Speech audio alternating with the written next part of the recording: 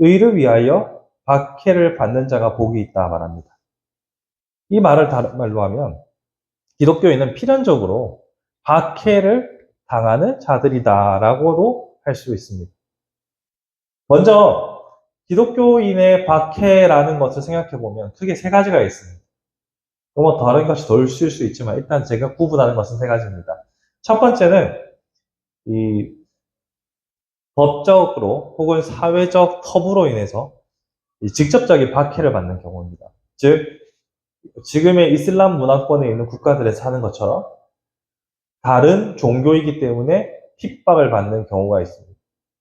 또 로마 시대에도 그들이 탄압을 받았고 이러한 탄압의 역사는 세계 곳곳에서 언제든지 있어 왔습니다. 우리의 지난 역사를 돌아다 보면 얼마 전 3.1절이 있었죠. 일본의 신사참배 강요로 인해서 수많은 우리의 신앙의 선배들도 목숨을 잃었습니다. 핍박과 박해가 있었죠. 이러한 법적인 혹은 사회적인 터부로 인해 생기는 외부적인 핍박이 하나 있습니다. 또 하나는 우리가 좀 더 도덕적인 우위를 보임으로 인해서 비도덕적인 집단에서 받게 되는 핍박이 있습니다. 이걸 조금 더 쉽게 말하면 모난돌이 정 맞는다고 하죠. 우리가 신앙의 양심상 도덕적으로 이것은 옳지 않다라고 해서 바른 길을 혼자 주장하다가 바르지 않는 무리들에게 정을 맞는 경우가 있죠. 이것 또한 어떤 의미에서 보면 크리스천으로서 신앙 양심을 지키기 위한 핍박이라고도 할 수 있습니다. 마지막으로 한 가지는 영적인 이유로 인한 핍박입니다.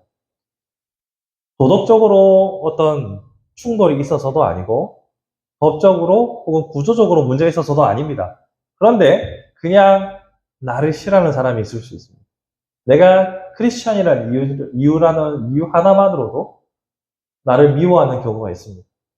그럼 군대를 경험해 보신 분들은 직간접적으로 한 번쯤 경험해 보셨을 수도 있는데 내가 교회 다닌다는 이유로 무지하게 싫어하는 고참들이 있다는 얘기를 한 번씩 듣습니다. 물론 요즘은 군대 문화를 잘 모르겠습니다. 하지만 크리스천이라고 하면 치를 떨며 싫어하는 사람들로 인해서 받는 그런 핍박도 있을 수 있습니다. 이런 것들은 영이 맞지 않아서 그들이 본능적으로 터부하는 경우들도 가끔씩 있거든요. 크리스천들한테 한번 세게 대어서 싫어하는 경우도 있지만 또 어떤 경우에는 영적인 전쟁으로 나를 침해하기 위해서 사탄이 교묘하게 주변을 이용하는 경우도 있습니다. 이렇게 세 가지를 놓고 보면 사회적 구조적으로 핍박을 받거나 혹은 내가 도덕적인 이유로 핍박을 받거나 혹은 영적인 이유로 핍박을 받는 경우를 생각해 볼 때 1번 법적으로 사회적인 터부로 우리가 핍박을 받는 일은 없습니다. 다행스럽게도 혹은 놀랍게도 핍박이 계속해서 있어 왔던 지구상의 기독교 역사상 이처럼 편안한 환경은 대한민국 같은 편안한 환경은 찾아보기 힘듭니다. 헌법이 종교의 자유를 보장하고 있고 물론 이러한 자유를 보장 때문에 헌법이 지켜주는 보장 때문에 공개적인 전도가 좀 어려운 부분도 있지만 또 다른 측면으로 보면 우리는 더 이상 공공적으로 핍박받지 않습니다. 저는 이제 목사이기 때문에 범아랍권에 여행을 가는 것이 아마 평생에 안 되지 않을까 싶은데요. 그런 국가들과는 엄연히 다르기 때문에 이것은 논외로 일단은 하겠습니다. 그렇다면 두 번째, 세 번째, 즉 도덕적인 삶으로 인한 핍박과 영적인 이유로 인한 핍박 이것을 한번 생각해 봐야 할 텐데요. 먼저 도덕적으로 얻는 핍박들이라는 것을 생각해 보면 여러분의 머릿속에 선진국이라고 불리는 나라들 선진국이라고 하는 그런 나라들을 생각해 보면 도덕적으로 혹은 행정적으로 완벽하고 비교적 사람들이 양심적이어서 이런 갈등과 마찰이 별로 없을 것 같다. 우리나라는 그런 선진국에 비해서 부패 지수가 좀 높거나 개인의 양심이 그래서 더 일이 많을 것 같다 라고 생각할 수도 있겠지만 사실 사람 사는 데가 똑같습니다. 뭐 거기서 거기입니다. 누구나 다 욕심이라는 것에 의해서 조금씩 이 도덕적으로 완벽하지 않을 수가 있습니다. 이 말은 여러분들이 속해 있는 모든 기관과 모든 단체들에서 이 도덕적인 갈등이라는 것이 반드시 생길 수가 있다는 거죠. 그때 여러분이 용기 있게 선택하는 것, 즉 신앙의 양심을 따라서 용기 있게 선택하는 것은 말처럼 쉬운 일은 아닙니다. 갈등이 생겨야 되고 충돌이 있어요.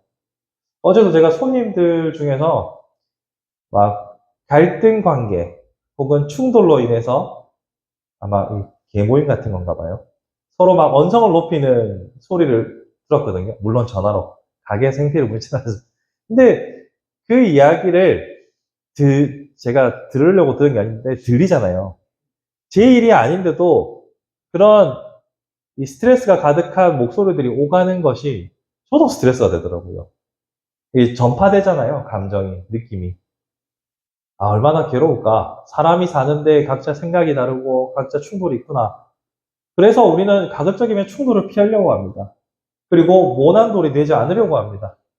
하지만 우리는 우리의 신앙의 양심을 따라서 기꺼이 핍박을 감내할 만한 마음의 준비를 해야 하겠죠.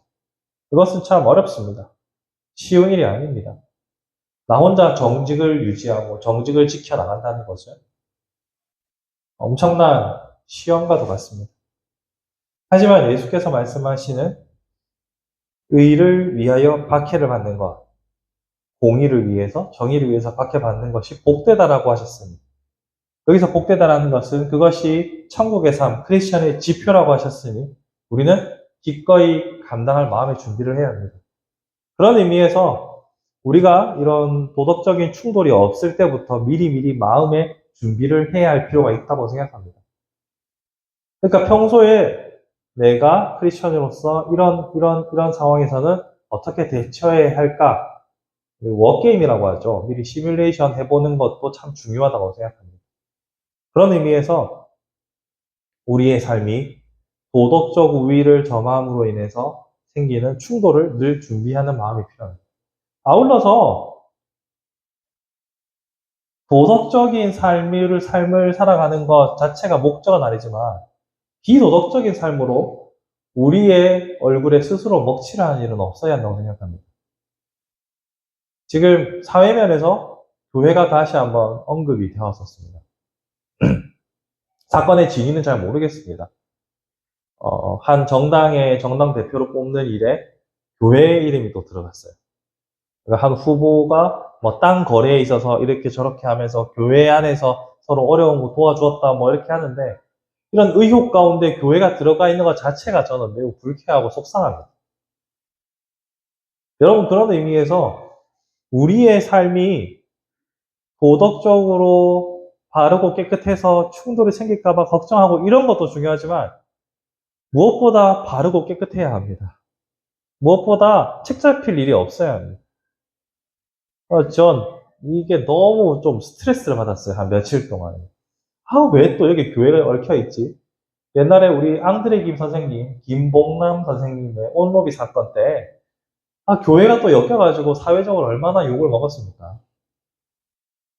저는 이런 부분에 있어서 교회가 엮이지 않았으면 좋겠다는 생각을 참 많이 하면서 동시에 우리가 핍박받는 삶, 우리가 도덕을 바르게 지키다가 핍박을 받는 것이 정상이어야 하는데 도덕을 안 지켜서 핍박을 받는 그런 일이 없도록 우리가 우리 자신을 늘 돌아보고 기도할 뿐만 아니라 한국교회를 위해서 함께 기도해야 되지 않을까 생각해 봅니다.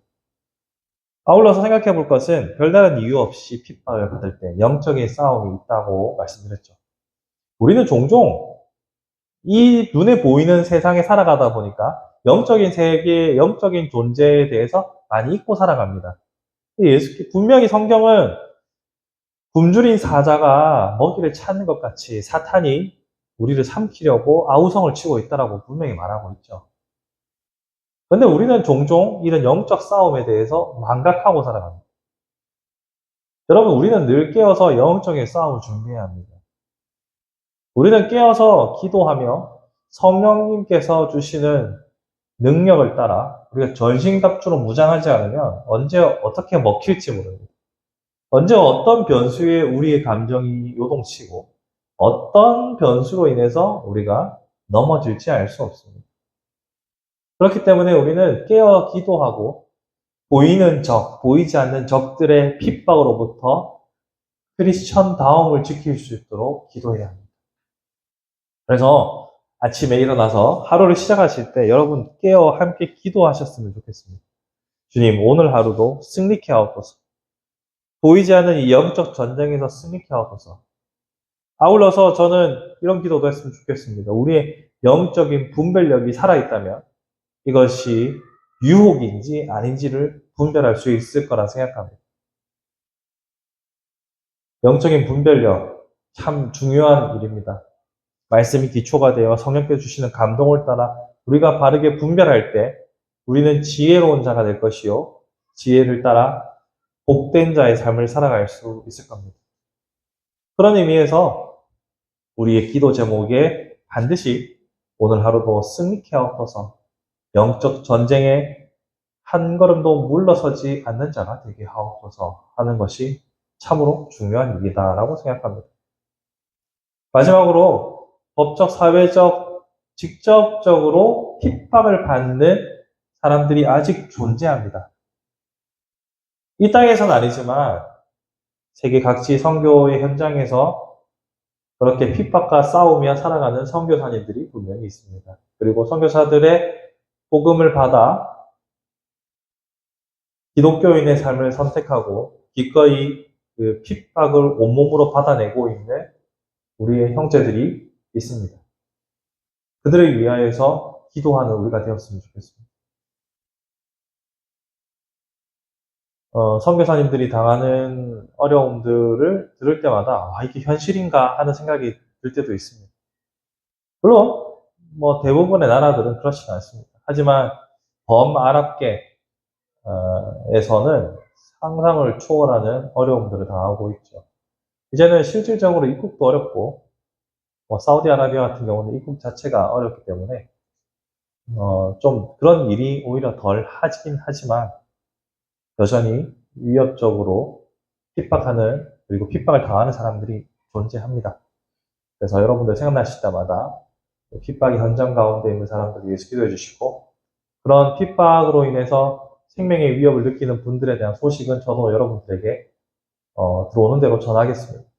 그래서 우리가 기도할 때 그들을 향한 기도도 잊지 않았으면 좋겠습니다.